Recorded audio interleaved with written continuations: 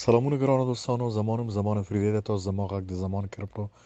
ډاٹ کام نه اورئ ګرانو دوستانو زمان نننۍ موضوع ده د بیټ کوین بازار 300 میلیارډ ډالر خساره لیدلې ده دا خساره د څه وجې نه ده او نور د بیټ کوین یا د کرپټو کرنسي عمومي توګه باندې د ټول کرپټو کرنسي مارکیټ کوم خطر روان دی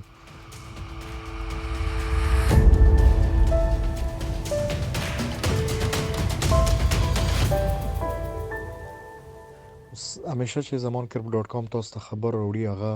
د یو موثقه ذریعې نه تاسو ته ریپورت راوړاندې کوي او نن ما چې کوم ریپورت تاسو ته تیار کړی هغه د فوربس میگزین چې هغه آنلاین هم ده او فزیکلی هم پبلش کیږي او دا اکثر د دنیا ډېر لوی بانکران یا هغه چې د مالیې یا د تجارت او بزنس سره تعلق لري دغه بخش لکه د بلومبرګ ټي وي غونډه فوربس هم خپل نمبر سره دلته دوی مصاحبه کوي انټرویوز کوي او ډیر زیات ډیپ اطلاعات لري د اقتصاد او د پانګونې او د نورو تجارتونو په اړه دلته دوستانو نن موضوع دا ده چې د بیټ کوین سره سره ایتریوم قیمت هم غورځیدلې ده نو چې کله د ایتریوم قیمت هم غورځيږي او د بیټ کوین غورځيږي نو همداسې بیا د ریورس نورو کرپټو کرنسيانو باندې مسر پریوزي چې د بیټ کوین نه پاس که تاسو وګورئ سولونا ډیر زیات بین بی د بیا سولونا ده بیا وی چې داسې کارډانو ډیر زیات د پروجیکټ لحاظ نه ډیر زیات مهم کرنسي ده نو ګرانو دوستانو د دوی مارکیټ هم دغه شوی دی نو ټوټل څنګه ما ویل 300 میلیارډ ډالر خساره لیدل او دا مخکې نورم پوسیبل ده چې نورم خساره وګوري د لوی وجوهات تاسو ته معلومات دی د ویلو ضرورت هم نشه خو زه دلته تکراروم چې په یوکرين کې حالات خراب دي سرحدونو کې او د روسیې ضد او حتی مشقونه یا ټریننګونه چې هلته نظامی کوي نو دا یو ډېر لوی بازار باندې تاثیر لري همدغسې په امریکا کې د مارچ په میاشت کې وایي چې سود شره دوی پورته کوي نو مارکیټ نه ګرانی یعنی انفلیشن ختمول غواړي او دوی چې سود شره زیاتوي نو بیا کوم کمپنیانو چې په کم بیا سود اخیستی د هغه پیسې بیرته ورکوي هلته یعنی د کرپټو کرنسي نه مارکیټ نه پیسې راوباسي بیرته حکومت ته ورکوي داسې نه چې دلته مارکیټ کرش کېږي هلته د هغه سود به راځي نو دا هم دوه دلیل دی چې دا ډېر عمده خبرې دي د روسیې مسله او د چاینا دغسې نور مسلې په دنیا کې د لوی نهنګان یا ویل چې ورته وایي چې هغوی هم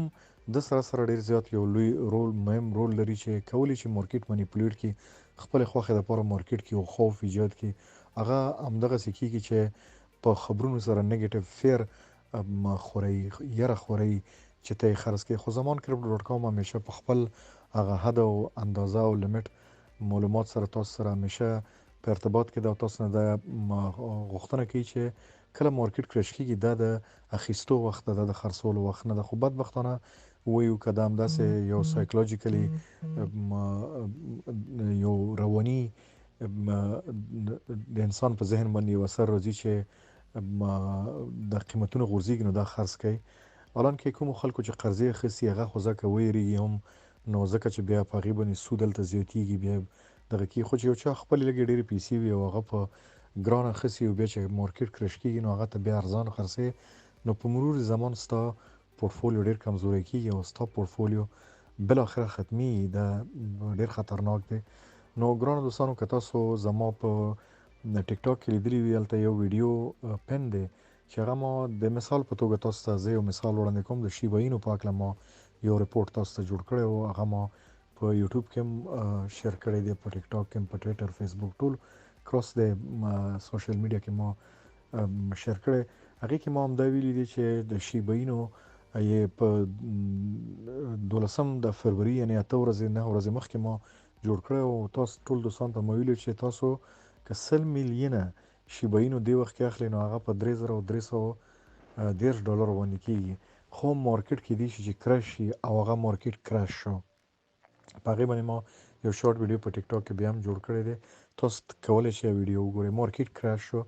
خو ما دا ویډیو کې ویلي و چې دا قیمت په کار د 50% کرش شي خو 50% یو ځلې نشي کرش کېدی اوس چې مارکیټ کرش شو نو 200 پاونډه په هغې کې تا ته بچت پاتې کېږي نو تا کولی شو چې اوس ډېر زیات دی اخیستی وی چې کوم پیسې 100 میلیونه شیبا ته په اته ورځې مخکې چې ملګرو او دوستانو ویل چې نه موږ یې اخلو، ما ویل چې ما اخلئ،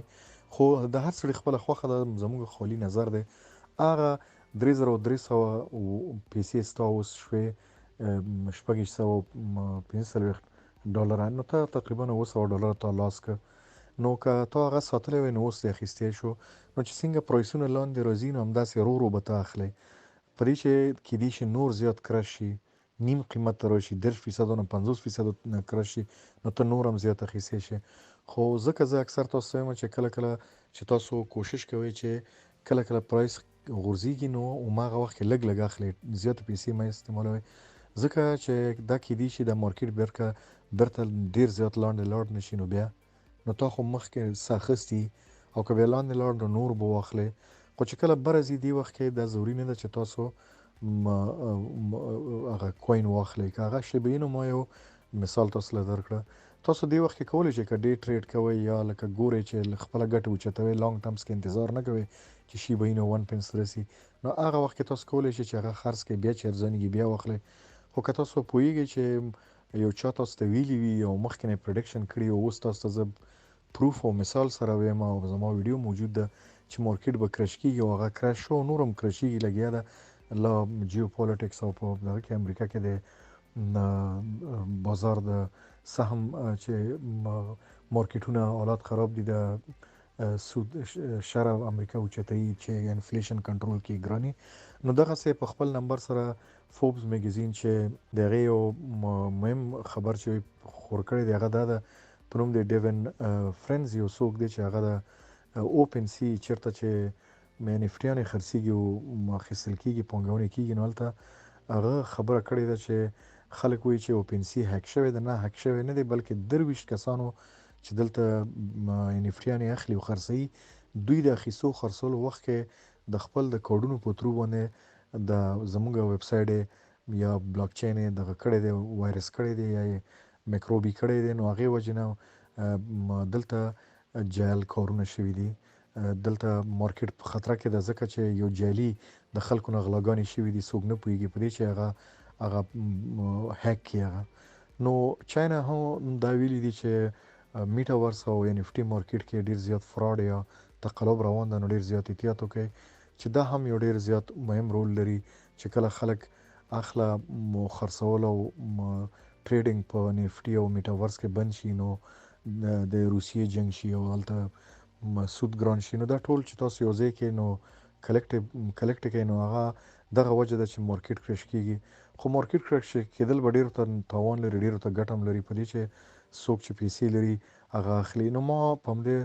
زمان کرپټو ډاټ کام تاسو ته ویلي وو چې تاسو که غواړئ چې دې وخت کې مارکیټ دپاره تاسو ته یو اس ډي ټي پکار ده، نو نن نه یو هفته مخکې ما ویلي وو چې تاسو به ځان سره یو اس ډي ټي تیار ساتئ، په دې چې کله مارکیټ کرش کېږي د یو اس ډي ټي ډیمانډ ډېر زیاتېږي. حالانکه ان اف ټیانې بخښنه غواړم چې زه خبره ورته دغه کوم، ان اف ټي او چې کله تاسو اخلئ موستلی هغه په ایتیریم کېږي، په د ایتیریم په هغه باندې نیټورک باندې ډېر رش همي ډیلې هم کېږي، خلک په ان اف ټیز موستلی هغه په دغه کې په ایتیریم دغه کې. زه خپلو خبرو ته بیرته راځم چې تاسو کله یو اس ډي ټي په کرش وخت کې اخلئ نو اس ډي ټي مارکیټ یا خو اویلیبل نی یا 1% ګرانېږي، نو تا چې په اخیستو کې 1% لاس وکړو، هلته مارکیټ هم کرش شوی دی، اخلئ ګټه ده درته، خو دلته 1% لاس کې. نو ما تاسو ته په تېر هفته ویډیو کې ویلي وو چې تاسو کله مارکیټ کرش کېږي مخکې نه مخکې تاسو سره به لږې ډېرې پیسې ولرئ، یعنې څه مطلب، تاسو سره هغه وخت کې یو شی و د خرڅولو دپاره هم ګټه کول تاسو خرڅولی شوئ، اوس هم بیرته په شیبه اینو اخیستی. نو ګرانو دوستانو زمان کرپټو ډاټ کام سبسکرایب کړئ، دا ویډیو شیر کړئ ځان سره ملګرو سره. که تاسو غواړئ چې خپل ښه پورټفولیو مینیج کړئ نو تاسو ته ریلایبل سورس نه انفارمیشن پکار ده چې زمان کرپټو ډاټ کام هم خپل وخت سره په دري، فارسي او پښتو کې تاسو ته نیوز خوري او تاسو ته لپاره زه یو ډېر ښه کامیاب وخت او راتلونکی وخت په کرپټو کې تاسو ته زه همداسې ښه نیوز راوړم چې تاسو فیصلې هم مضبوطي او هم وکولی شئ چې خپل پورټفولیو ښه مینیج کړئ. ښه ورځ تاسو ته غواړم دوستانو، موفق اوسئ.